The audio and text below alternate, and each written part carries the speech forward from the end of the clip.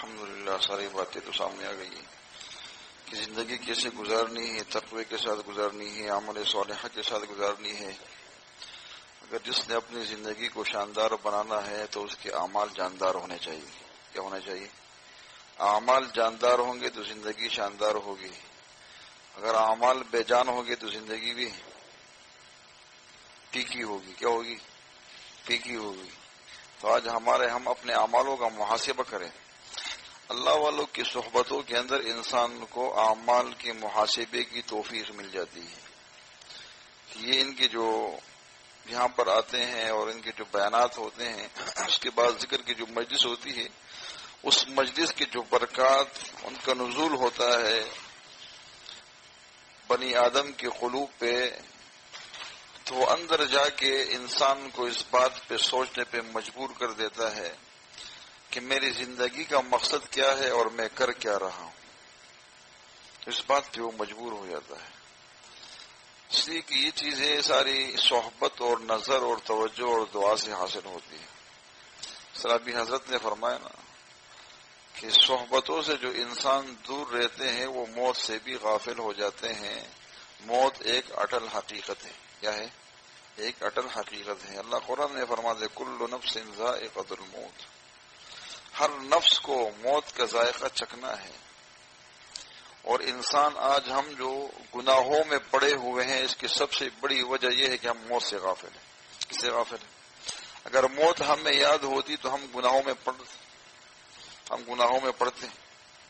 مثال ہمارے مشائخ عجیب دیتے ہیں کہ ایک شخص نے کوئی جرم کیا ہے، ملک کا قانون توڑا ہے، اس قانون کے خلاف انہوں نے ایک جرم کیا ہے، اور قاضی جو ہے اس کے اوپر قصاص جاری کر دیتا ہے کہ صبح اس کو کیا ہوگی؟ سزائے موت ہوگی۔ ایک رات ہے اس شخص کے پاس، مجرم کے پاس ایک رات ہے۔ تو آیا اگر ایک رات وہ جیل کی کوٹھی میں ہے، اس جیل کی کوٹھی کے اندر اس کو دل بہلانے کے لیے شراب پیش کی جائے تو پیے گا؟ اگر وہ مسلمان ہے، چاہے جتنا بڑا فاسق و فاجر کے نہ ہو، لیکن اس رات وہ شراب نہیں پیے گا۔ اگر اس کو زنا کی دعوت دی جائے تو وہ زنا کی طرف جائے گا؟ نہیں جائے گا۔ اس کو پتہ ہے کہ میری آخری رات ہے۔ کیا ہے؟ میری آخری رات ہے، اور اس رات کے اندر مجھے اللہ کو راضی کرنا ہے۔ تو آج ہمارے سانسوں کا پتہ نہیں ہے، ہم ہر سانس کو اپنا آخری سانس سمجھیں۔ کیا؟ ہر سانس کو اپنا آخری سانس سمجھیں۔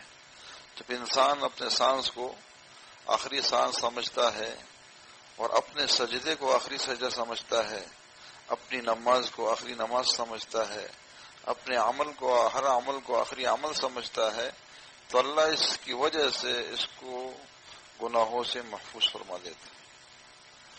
اس طرح ہمارے حضرت شیخ رحمۃ اللہ علیہ ایک بادشاہ کو ان کی ایک حکایت نقل کرتے تھے موت کے حوالے سے۔ حضرت نے موت کی بات کی تو مجھے موت کے اوپر بات یاد آنی شروع ہو گئی۔ تو کہا کہ ایک بادشاہ تھا، جنگل میں ایک فقیر رہا کرتا، ایک درویش تھا، اللہ کا ولی تھا۔ تو بادشاہ سے اس کو محبت اور عقیدت ہو گئی، اس کے پاس جایا کرتا۔ تو وہ درویش رات کو ایک گولی کھاتا تھا، دودھ کے ساتھ ایک گولی کھاتا تھا۔ تو جب بادشاہ کو ان سے محبت ہو گئی، وہ ان کو آنا جانا رہا، تو انہوں نے بادشاہ سے کہا کہ دیکھو رات میں نے خواب دیکھا ہے، اور مجھے معلوم ہوا اس کے ذریعے سے کہ آپ کی زندگی کے صرف 30 دن رہ گئے ہیں۔ کتنے دن؟ 1 مہینہ رہ گیا ہے۔ تو جب یہ فقیر جب یہ گولی کھاتا تو ایک گولی اس نے بادشاہ کو دی۔ جب بادشاہ نے وہ گولی کھائی نا تو اس کو ہیجان شروع ہو گیا، شہوات اور غلبات۔ اس کے پاس 4 بیویاں تھیں، ایک کے پاس، پھر دوسرے کے پاس، پھر تیسرے۔ اس کے دل میں خیال آیا کہ بادشاہ یہ فقیر رات کو ایک گولی کھاتا ہے، آج میں نے پہلی دفعہ کھائی ہے اور میری یہ حالت ہے، یہ روز کھاتا ہے، اس کی کیا حالت ہوگی؟ 10 سنگٹنگ کر لے۔ تو اس نے ایک گولی بادشاہ کو دے دی۔ کتنی گولی؟ 30 گولیاں اس کو دے دی، اور تمہاری زندگی کے 30 دن رہ گئے۔ تو انہوں نے کہا کہ اپنا تاج و تخت اپنے بچے کے حوالے کر دو اور ایک کونے میں بیٹھ جاؤ، اللہ اللہ شروع کر دو، اس لیے کہ زندگی کے 30 دن رہ گئے تمہارے۔ کیسے؟ یہ اللہ والے ان کا علاج کرتے ہیں۔ اندر کا مغز اور میں نکالتے ہیں. اس نے کہا ٹھیک ہے. کہا یہ فقیر جیسا بھی ہے لیکن جھوٹ نہیں بولتا ہے، یہ جھوٹ نہیں بولتا ہے. 30 گولیاں اس نے لی، ایک رات گولی کھائی اور مسلح پہ ہے اور اللہ کو یاد کر رہا ہے، استغفار اور ذکر و اذکار میں مشغول ہے. ایک رات گزر گئی، 2 راتیں گزر گئی، 3 راتیں گزر گئی، 27، 28، 26، اس طرح 25. جب اس کے 1 مہینہ گزر گیا، 30 گولیاں اس نے کھائی ہے لیکن کسی زوجہ کے قریب وہ نہیں گیا. کیا 30 گولیاں اس نے کھائی کشتے فولاد کی، اس کی کشتے فولاد کی، لیکن قریب وہ نہیں گیا. 30 دن کے بعد آیا، جب مہینہ پورا ہو گیا 31 دن، فقیر کے پاس آیا کہ حضرت آپ نے میرے ساتھ دھوکہ کیا ہے. کیا کہا؟ آپ نے میرے ساتھ دھوکہ کیا ہے، اس لیے کہ آپ نے مجھے کہا کہ آپ کی زندگی کے 30 دن رہ گئے ہیں، 30 دن پورے ہو گئے، مجھے تو موت نہیں آئی. اس نے کہا بات یہ تھی کہ جب میں نے آپ کو 1 گولی دی تو 1 گولی جب آپ نے کھائی تو آپ کو ہیجان شروع ہو گیا، آپ کے نفسانی خواہشات بڑھنے لگے، تو آپ کے دل میں خیال آیا کہ شاید یہ فقیر بد کردار آدمی ہے، اور کہا کہ میں نے تمہیں یہ گولیاں دی ہے اور تمہیں اللہ کی طرف لگایا ہے، تم یہ بتاؤ کہ 30 راتیں تم نے یہ گولیاں استعمال کی ہے، بتاؤ کسی رات کوئی ہیجان ہوا ہے، کوئی خواہشات کا غلبہ ہوا ہے؟ بادشاہ نے کہا نہیں، کیسے غلبہ ہو سکتا ہوں، میرے سر پہ، میرے دل و دماغ پہ تو موت سوار تھی. کہہ دی موت سوار تھی، اس طرف تو میرا دھیان ہی نہیں گیا. تو حضرت شیخ رحمۃ اللہ علیہ فرمایا کرتے تھے کہ وہ فقیر کہتا تھا کہ ہمارے اندر قوت ہی نہیں ہے، ضعف ہے، اگر میں یہ گولی نہ کہوں تو اللہ کے سامنے کھڑا کیسے ہوں گا. یہ فرق ہے، گولی وہی ہے لیکن اس کی تاثیر، اس کا اثر، جہاں وہ اثر کر رہا تھا جب موت سامنے آئی تو گولی کی تاثیر بھی ختم ہو گئی. تو یہاں پر ہمارے پاس ہمارے جو وجود ہے، یہ دل ہے، دماغ ہے، جسم ہے، اس وقت یہ خواہشات کی محبت میں لدے ہوئے ہیں. جب ہم موت کی فکر کریں گے، موت کو سوچیں گے، یہ موت ایک ایسا خزانہ ہے کہ جب انسان موت کو سوچتا ہے اور اللہ کی ملاقات کو سوچتا ہے، دنیا کی تمام نعمتیں اس کے سامنے پھیکی پڑ جاتی. کیا پڑ جاتی؟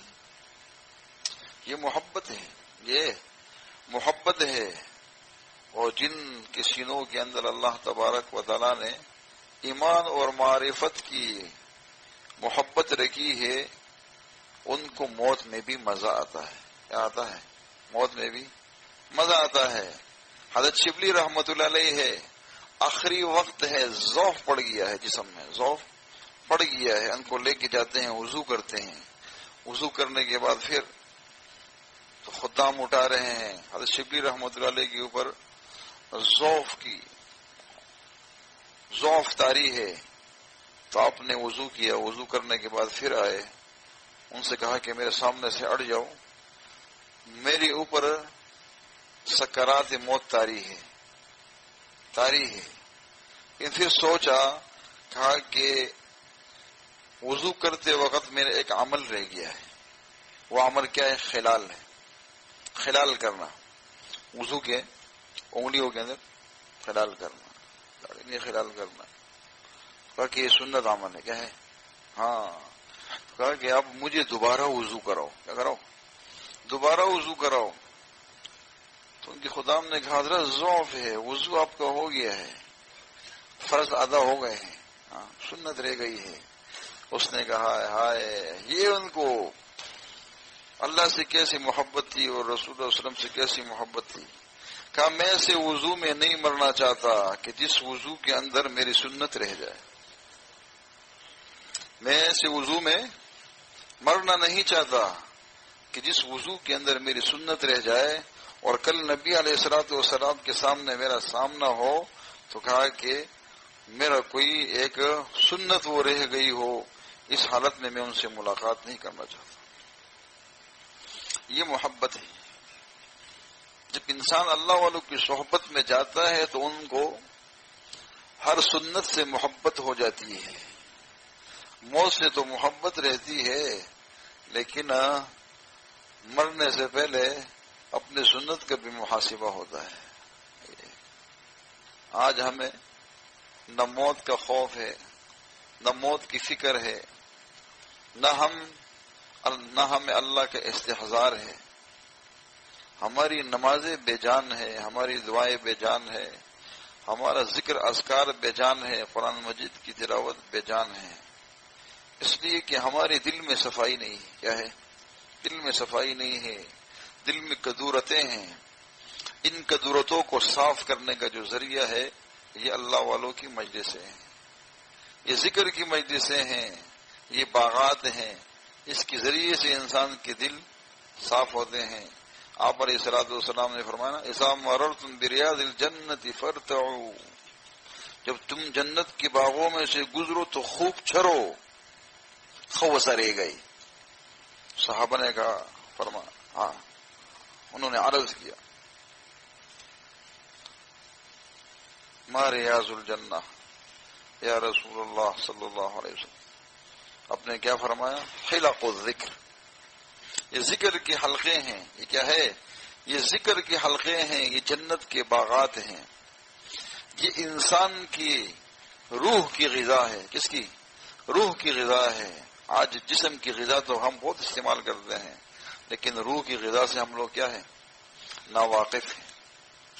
نہ ہمیں اس طرف کوئی سوچ ہے، اور نہ ہمیں اگر کوئی اس طرف کوئی دعوت دیتے ہیں تو ہم کہتے ہیں ہاتھ چڑک دیتے ہیں، داخل گزگار دے. ہاں روزگار نہ دے، دا پکار دے، رقم خلق دے. ہاں یہ کام والے لوگ ہیں. ہتھ کار ول دل یار ول. کیا؟ ہتھ کار ول دل یار ول، 10 بکار دل بیار. یہ ہمارے مشائخ کا مشغلہ ہے کہ ہاتھوں سے کام کرو، دل سے اللہ کو یاد کرو.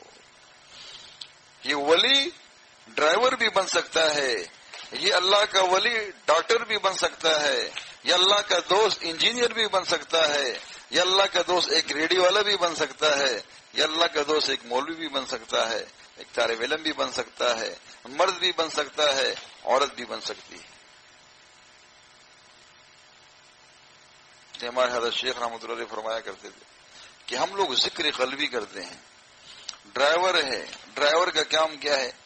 ہاتھ اسٹیئرنگ پہ ہیں، پاؤں نیچے کلچ اور بریک پہ ہیں، نظر اس کی روڈ پہ ہے، اور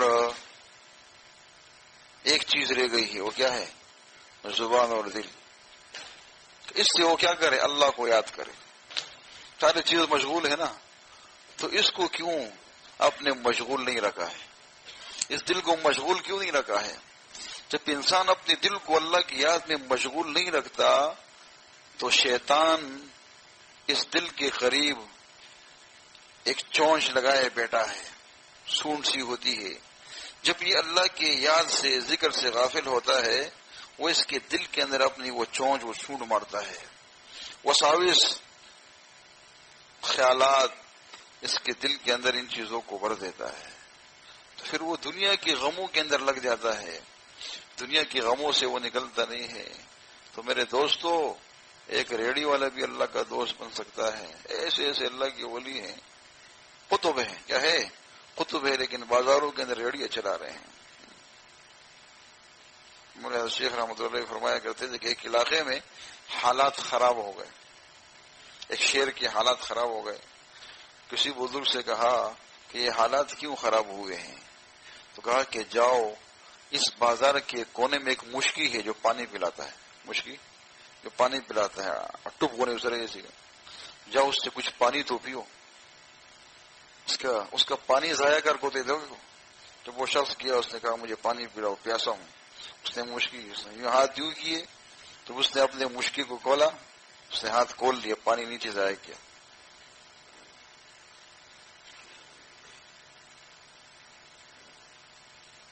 اور دوسری طرف کہا کہ اس بازار کے اندر ایک خربوزے والا ہے، تو خربوزے والا جو ہے کہا اس کے پاس جاؤ، اس کے خربوزے چیک کرو. اس نے اس کے خربوزے چیک کیے تو اس نے سارے خربوزے خراب کر دیے، یہ پیکا ہے، یہ پیکا ہے. اس نے کہا بھائی اگر آپ کو مال نہیں لینا ہے تو میرے خربوزے تو خراب نہ کرو. تو اس بزرگ کے پاس ہے، اس نے کہا خربوزے والا تو بڑا نرم ہے. کیا ہے؟ یہ بڑا نرم ہے. اس نے کہا یہ اس شعر کا کیا ہے، قطب ہے. کیا ہے؟ شعر کا قطب ہے. یہ جمالی ہے، جلالی نہیں ہے. اگر کوئی جلالی آ گیا تو پھر کام سارا صحیح ہو جائے گا. پھر کچھ عرصے کے بعد اس شعر کے حالات صحیح ہو گئے. اس نے کہا اب جاؤ تو اسی بازار میں ایک مشکی ہے، پانی والا ہے، اس سے پانی بس گرا کے تو دیکھو. اس نے کہا مجھے پیاس لگی ہے، پانی پلا. اس نے جیسے اپنے مشکیزہ کھولا، ہاتھ نیچے کس نے زور سے تپڑ مارا. کہا تم نے مجھے خربوزے والا سمجھا ہے؟ کہا تم نے مجھے خربوزے والا سمجھا ہے کیا؟ وہ خربوزے والا تھا جو ہر ایک کو چھوڑ دیتا تھا. تو میرے دوستو یہ راستہ ایسا ہے کہ اس کے اندر جو بھی محنت کرتا ہے اللہ تبارک و تعالیٰ ان کی محنتوں کو رائے گا نہیں جانے دیتے ہیں. عطار فروش ہے، عطر کی دکان میں ہے، لیکن اللہ کا دوست عطار رحمت اللہ علیہ عطر فروش کی دکان میں تھے نا. سبق حاصل کیا موت سے. کسے؟ موت سے. ایک شخص آیا اور انہوں نے اس کو کہا کہ تمہاری روح اتنے سارے عطر کی شیشیوں میں پسی ہوئی ہے. اس نے کہا تمہاری موت کے کہا کہ تمہاری روح کیسے نکلے گی؟ اس نے کہا جیسے تمہاری نکلے گی اس نے ہمارے ویسے ہماری نکلے گی. تو کوئی فقیر درویش تھا، اس کی دکان کے اندر لیٹ گیا اور چادر اپنے اوپر ڈالا اور کہا کہ لا الہ الا اللہ محمد رسول اللہ. اب میری روح تو ایسی نکلے گی، اور خاموش ہو گیا. اب وہ سمجھے کہ مذاق کر رہا ہے، سو رہا ہے. اس نے جب کافی دیر کے بعد اس کو ہلایا تو اس کی روح پرواز ہو چکی تھی. اس کے دل پہ چوٹ پڑی، عطار رحمت اللہ کے دل پہ چوٹ پڑی. کڑے کڑے ساری دکان کو لٹا دیا. پھر اللہ نے اس سے کام لیا. ہزاروں لاکھوں لوگ ان سے فیضیاب ہوئے. ان کا فیض عالم میں پھیلا. ایسا نہیں پھیلتا، اس کے لیے قربانی دینی پڑتی ہے. ہر چیز کو قربان کرنا پڑتا ہے. اس لیے ہمارے حضرت شیخ رحمۃ اللہ علیہ فرمایا کرتے تھے کہ اس دور کے اندر اللہ تبارک و تعالیٰ نے حاجی عبدالوہاب صاحب سے اور مولانا جمشید صاحب، یہ دونوں ایسے بزرگ تھے کہ ان سے اللہ تبارک و تعالیٰ نے تبلیغ کے کام کو جو عالم میں پھیلایا ہے، اس دور میں یہ دونوں ذریعے بنے ہیں، سبب بنے ہیں. اور کہا کہ اس لیے ان سے کام لیا ہے کہ انہوں نے سب چیزوں کو قربان کر دیا تھا. ریونڈ مرکز میں آ کے بیٹھ گئے تھے، گھر میں سب چھوڑ دیا، گھر بار سارا قربان کر دیا، اور تبلیغ کے اس کام کو جنون کی حد تک اپنے اوپر سوار کیا. کہ جب تک کوئی بندہ دین کے جس شعبے میں چل رہا ہے اس شعبے کو جنون کی حد تک اپنے اوپر سوار نہیں کرے گا، اللہ اس سے کام، وہ پورا کام اس سے نہیں لیں گے. تو اپنے آپ کو اللہ سے قبول کراؤ. کیا کرو؟ اپنے آپ کو اللہ سے قبول کراؤ. اللہ تبارک و تعالی ہمیں ان باتوں کے اوپر عمل کرنے کی توفیق نصیب.